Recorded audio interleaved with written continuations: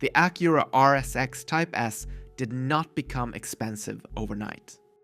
Most examples still sell for far less than a new Civic would cost. The market benchmark sits around the mid-teens.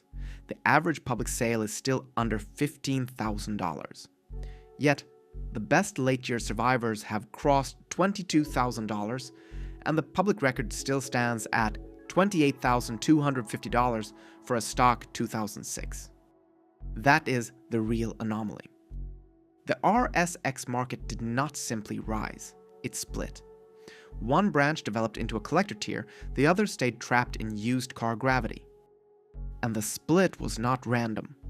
The same tuning culture that made the RSX famous also thinned out the exact cars collectors now trust. Welcome to Bear Block Chronicles. The public version of this story is weaker than the real one. The internet keeps repeating that an RSX Type S now costs more than a new Civic. That line is only defensible at the very top of the market and only against the cheapest Civic trims. A typical Type S does not prove it. But the better thesis is stronger. Acura RSX Type S values now reflect a market that rewards stock, late-year survivors, punishes modification, and treats Honda's recent product decisions as proof that this formula is gone. In March 2026, Honda cancelled the RSX badged EV crossover. Then the new Prelude arrived as a hybrid coupe with no manual. At the exact moment Honda showed what it would no longer build, the market gave the old RSX a second look.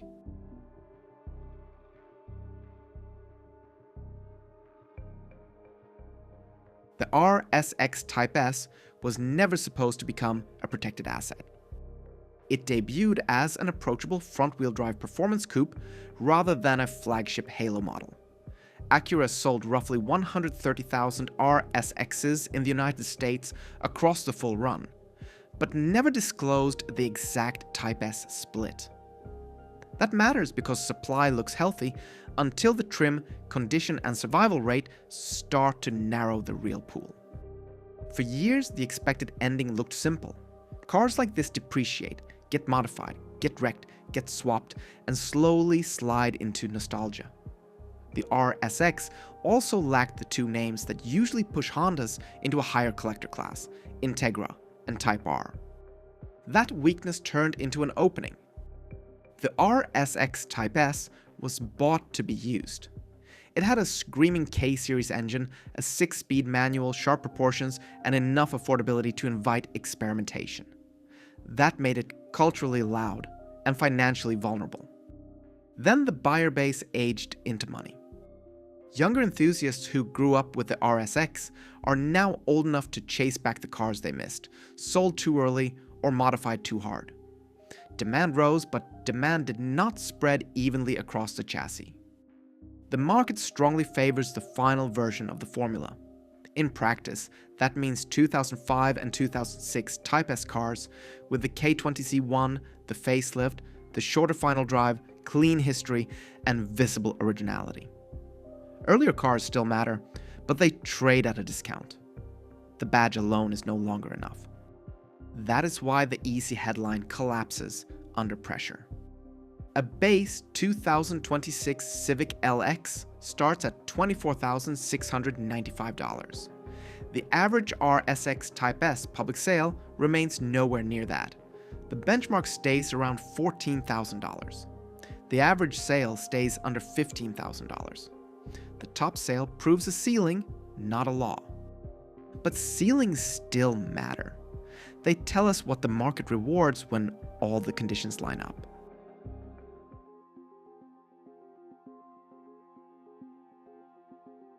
The hidden mechanism here is attrition.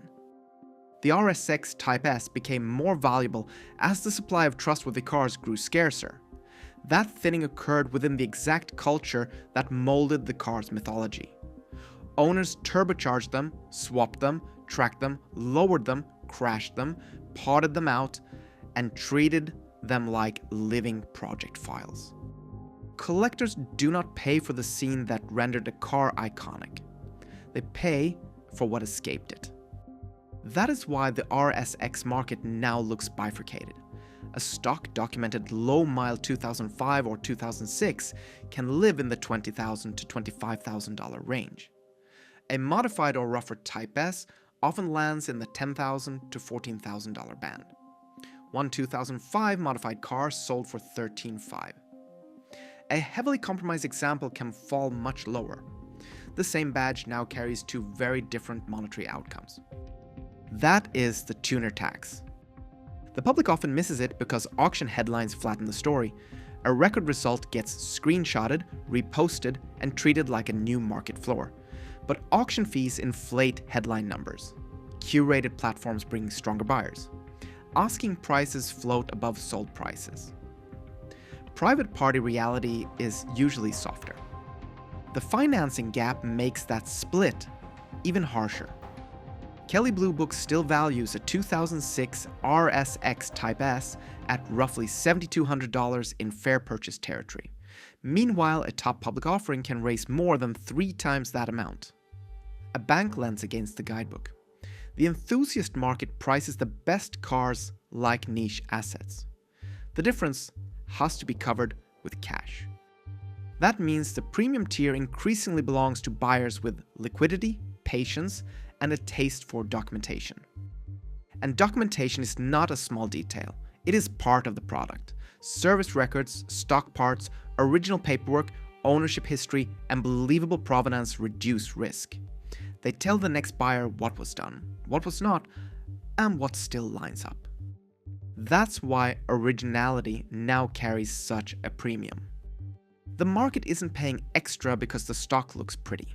The market is paying extra because stock narrows uncertainty. A modified engine bay prompts questions about abuse, workmanship, legality, and reversibility.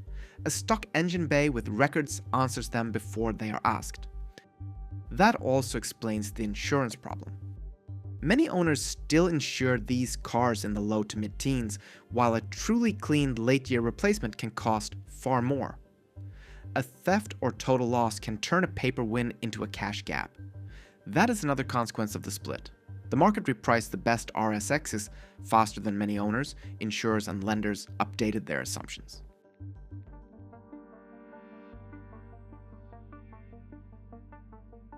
If this were only a nostalgia cycle, the RSX story would be smaller. What turned it into a sharper investigation was Honda itself. On March 12, 2026, Honda confirmed it was cancelling the Acura RSX EV as part of a wider EV rollback tied to slowing demand and major write-downs.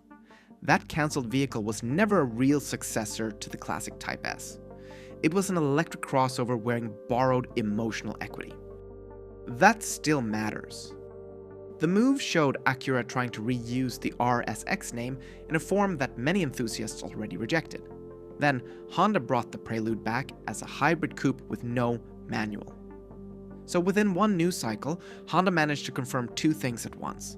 The RSX name still had value, and the company no longer builds the old contract that gave that name meaning. That helped the first car. The RSX Type S now reads as one of the last high-revving manual Honda coupes ordinary buyers could once reach. That is a cultural argument, not a direct price equation, but culture shapes demand, and demand hardens prices when supply is already thin. The market still has limits though. The RSX lacks Integra Type R badge power, and by July 2026, the 2001 JDMDC5 Integra Type R will become legal for US import under the 25-year rule.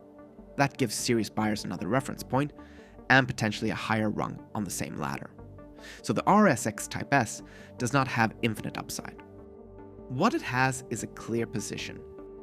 It's becoming a capped but credible collector asset with a brutal spread between the right car and the wrong car. Honda did not create that spread alone, but Honda's retreat helped confirm it.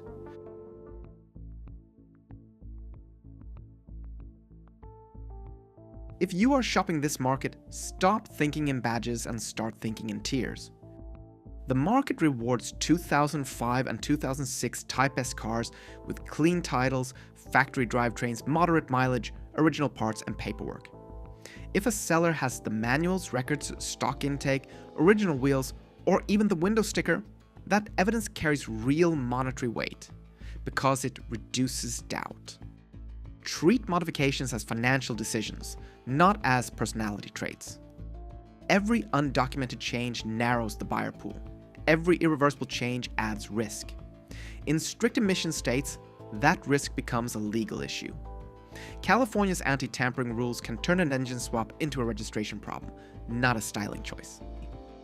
And stop using asks as truth. A marketplace screenshot is not a comp. A sold transaction is a comp. Before any money changes hands, run the VIN. A clean-looking RSX can still hide accident history, title issues, mileage inconsistencies, or ownership gaps that do not show up in the photos. That is where Epic VIN fits this story.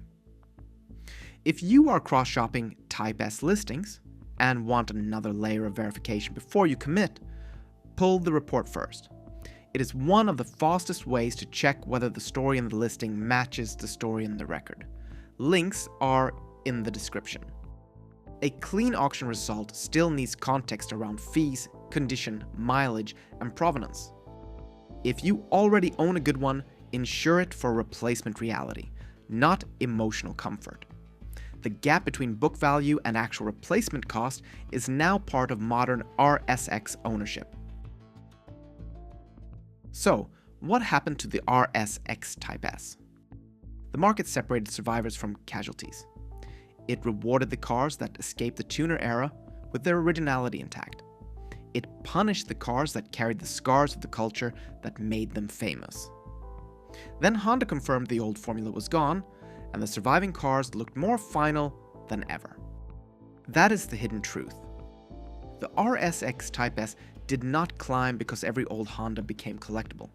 It climbed because clean supply collapsed, the right buyers matured, and Honda stopped producing a convincing extension of the same idea.